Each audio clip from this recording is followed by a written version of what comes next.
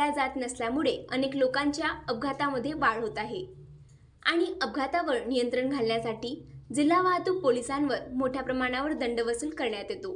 गोंदिया जिल्ह्यात जानेवारी ते जुलै महिन्यापर्यंत वाहतुकीचे नियम न पाळल्यामुळे 22,706 वाहन चालक यांच्यावर दंड आकारण्यात आले आहे।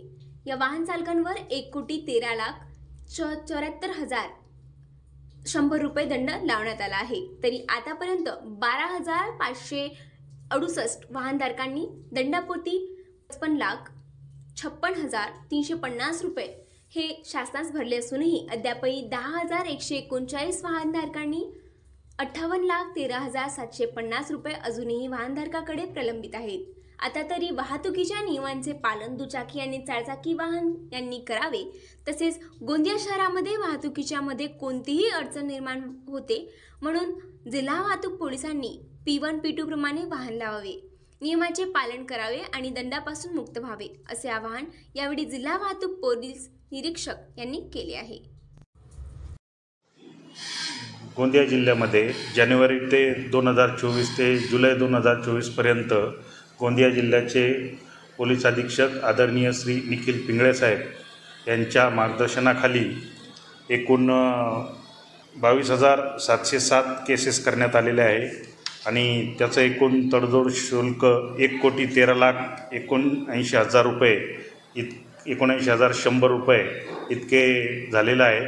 त्यापैकी पेड केसेस ज्या आहेत त्या 12,568 ह्या पेड केसेस केलेल्या आहेत आणि त्याचा जो तडजोड शुल्क आहे ती 55,65,350 रुपये ही नागरिकांकडून वसूल करण्यात आलेली आहे। त्यानंतर त्यातमध्ये अनपेड ज्या केसेस आहेत त्या 10,139 इतक्या आहेत आणि त्याचे तडजोड शुल्क जे आहे ते 58,13,750 रुपये हे अनपेड शुल्क म्हणून आकारलेलं आहे। तर त्यानुसार आता गोंदिया जिल्ह्यामध्ये मी नागरिकांना गोंदिया जिल्हा प्रभारी अधिकारी या नात्याने विनंती करतो की त्यांनी वाहतुकीचे नियम जास्तीत जास्त पाळावे, हेल्मेट दुचाकीस्वारांनी परिधान करावे, चारचाकी इस्मांनी सीटबेल्टचा वापर करावा। त्याचप्रमाणे गोंदिया शहरामध्ये वाहतुकीची कोंडी होऊ नये म्हणून आम्ही P1 P2 सारखी योजना राबवलेली आहे।